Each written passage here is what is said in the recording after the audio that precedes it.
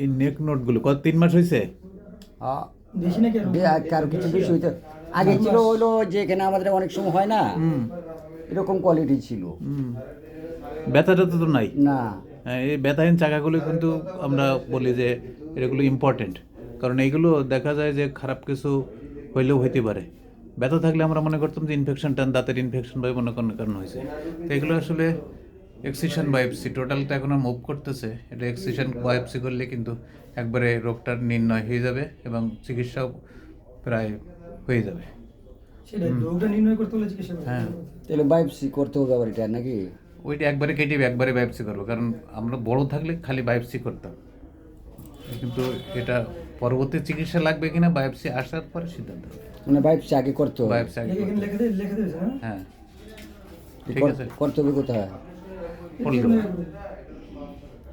তো এগুলো চিকিৎসা করলে ভালো হবে ইনশাল্লাহ, ভয় পাওয়ার কিছু নাই, বাকিটা আল্লাহর ইচ্ছা।